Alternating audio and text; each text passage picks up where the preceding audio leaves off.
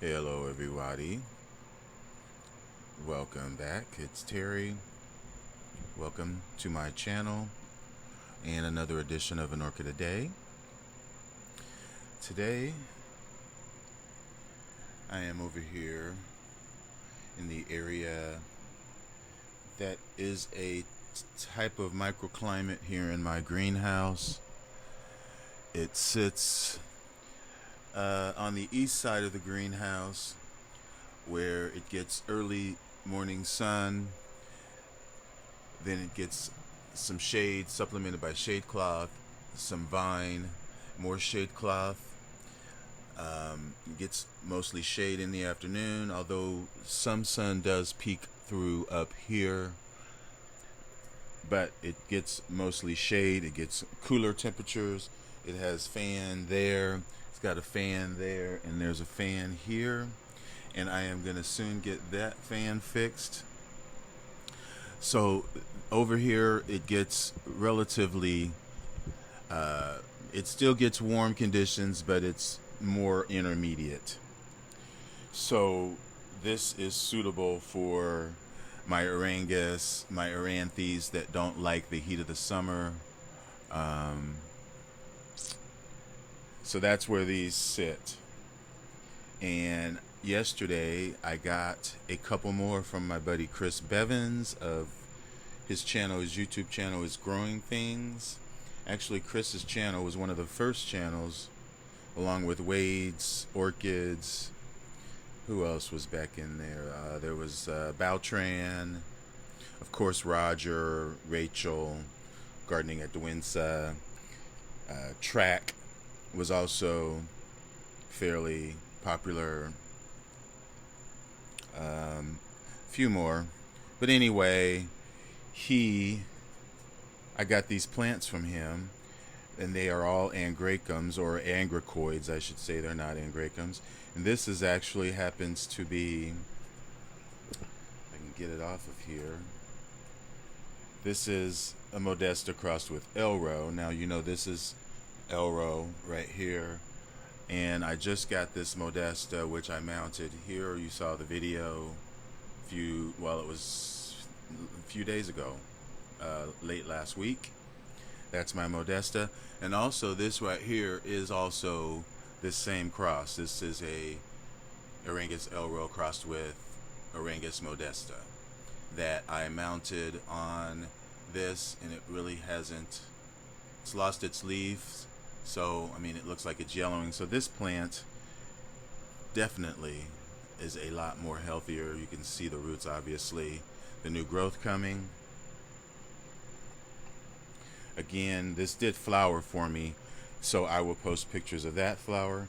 He also sent me this, which I've had many of these, and he had to talk me into it.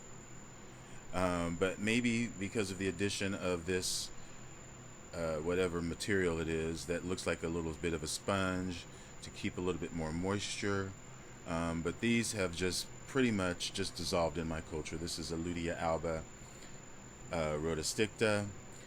Pretty little flowers cascading down off of the spike with the little orange dot in the center. Again, it is susceptible to fungus, just because it's small, miniature, likes lots of water, lots of moisture. Same as this one, which I already had, but it is recent, and this is Lutea alba times Jamelia, Star of Comoras. So this also is very susceptible, and you know, I have to spray it with I use Fizan pretty much once a month, just as maintenance. And I've already had to pull off a few leaves, but I wasn't really talking about that.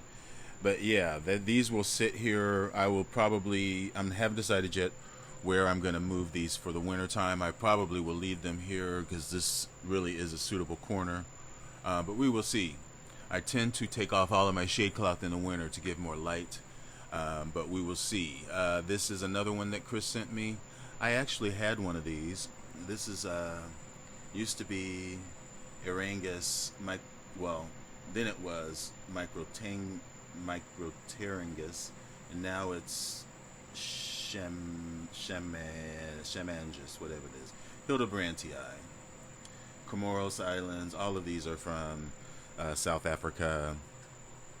All of these, most of these that I have hanging up here, really, probably not this one, but yeah, I did have one of these. These get little, very little spikes that cascade down and get little orange flowers that do have a slight fragrance to them.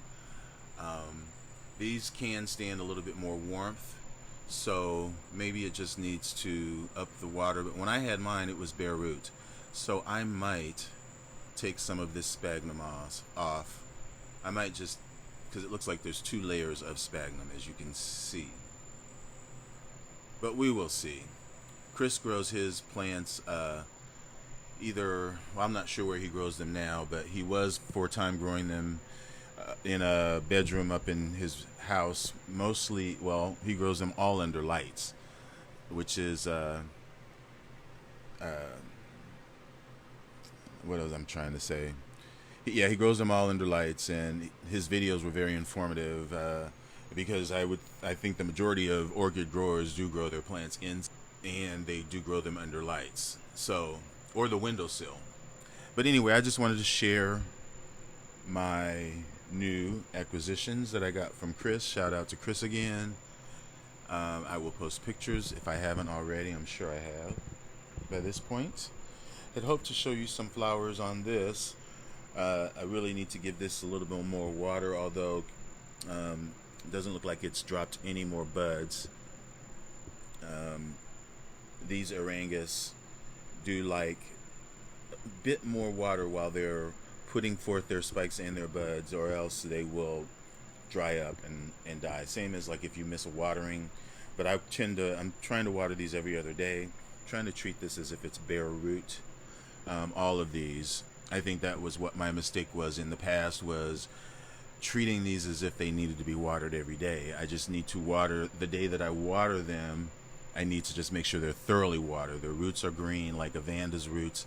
Maybe even water them twice that day, but then they get a day off. And that has worked so far better for me with maintaining some of these mounts. Even this, even though a couple of leaves have fallen, we will see how that goes. But some of these other newly moved plants, or newly mounted plants, like, you know, these, we will see. But anyway, folks, thanks for watching, and enjoy your orchids. Bye.